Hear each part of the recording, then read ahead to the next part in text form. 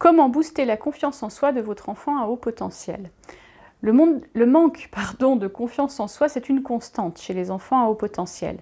La plupart d'entre eux, ils se sentent peu capables de réussir, ou s'ils réussissent malgré tout, ils gardent souvent quand même une grande peur de l'échec.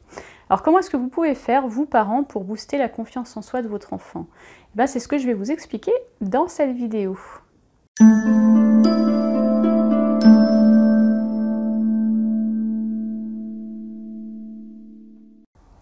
Bonjour, je m'appelle Séverine Guy, je suis éducatrice spécialisée, je suis maman d'un enfant qui a été identifié à haut potentiel et je suis votre créatrice d'harmonie familiale.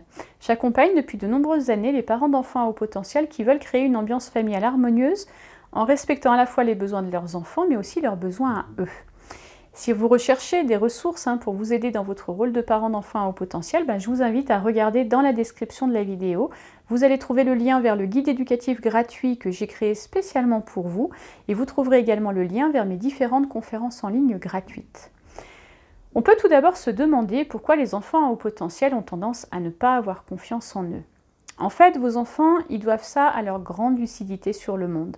Ils sont lucides et observateurs, et donc ils voient surtout leurs défauts et leurs incompétences avant de voir leurs qualités. Et quand on voit avec autant de lucidité nos défauts, mais que l'on est un enfant, et que donc on n'est pas encore capable de relativiser, on se trouve nul, pas à la hauteur, imparfait. Les enfants à haut potentiel, comme ils s'aiment finalement pas beaucoup, ils ont tendance à penser que nous, leurs parents, on les aime pas beaucoup non plus. Pas assez, en tout cas. Alors chaque réflexion sur son comportement, chaque constat d'échec de quelque chose qu'il n'a pas assez réussi à ses yeux, ça le renvoie à cette peur de ne pas être aimé. Vous l'avez compris, un des besoins affectifs fondamentaux des enfants et encore plus de nos enfants à haut potentiel, c'est le besoin d'être apprécié pour ses qualités. Les enfants à haut potentiel, ils ont très souvent un manque de confiance et d'estime de soi. Alors comment est-ce qu'on peut faire, nous les parents, pour aider nos enfants à se construire une confiance et une estime d'eux-mêmes solides? L'outil le plus efficace pour favoriser la confiance en soi de nos enfants à haut potentiel, c'est le signe de reconnaissance. Le signe de reconnaissance, c'est un message que j'envoie à l'autre qui lui signifie que pour moi, il existe, que je sais qu'il est présent. Le signe de reconnaissance, il peut être verbal ou non verbal. Ça va être un bonjour, un clin d'œil. Il peut être positif ou négatif. C'est un compliment ou une critique négative. Il peut être conditionnel ou inconditionnel. Et puis, il peut être soit obtenu par une demande directe, qu'est-ce que tu penses de, ou par une demande indirecte, par un jeu psychologique par exemple. Alors, pas de panique, je sais que tout ça est un petit peu compliqué, je vous explique tout ça en détail dans quelques secondes. Mais avant ça, il faut que je vous dise dès à présent quelque chose d'essentiel.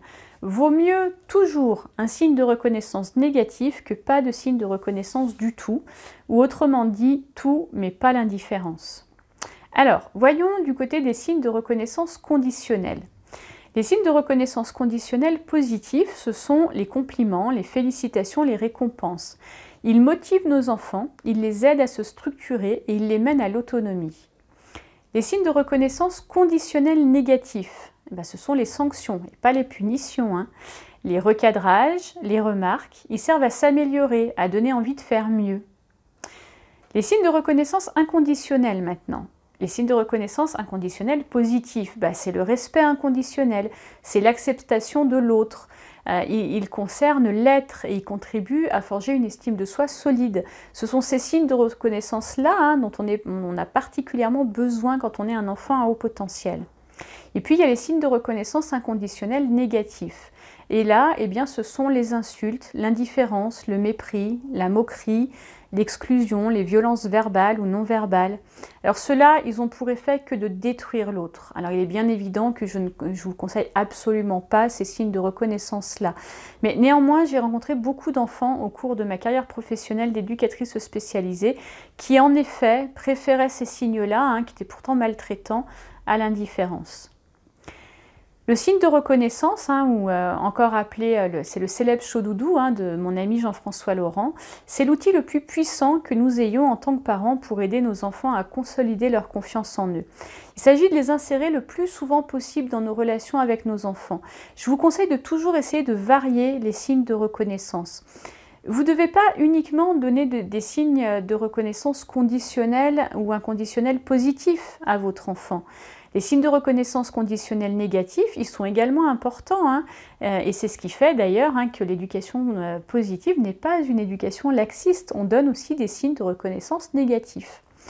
Alors souvenez-vous, hein, nos enfants, ils ont besoin d'équilibre et c'est à nous, leurs parents, de trouver cet équilibre entre les différents signes de reconnaissance conditionnelle et inconditionnelle positifs et négatifs. Dites-moi dans les commentaires, tiens, si vous utilisez, pardon, je bafouille, dans votre quotidien les signes de reconnaissance conditionnelle et les signes de reconnaissance inconditionnelle positifs. Comme vous le voyez, vous avez par votre attitude parentale de nombreuses occasions de booster la confiance en soi de votre enfant en vous servant de tous ces signes de reconnaissance. Alors, sauf les inconditionnels négatifs, hein, bien sûr. Votre attitude parentale et la fréquence à laquelle vous envoyez ces signes à votre enfant peut être très aidante pour ces enfants qui manquent presque par nature de confiance en eux. Voilà, j'espère que cette minute éducative aura nourri votre réflexion. N'hésitez pas à me dire dans les commentaires quel thème vous souhaiteriez voir abordé dans ma prochaine vidéo ou à quelles questions vous aimeriez que je réponde.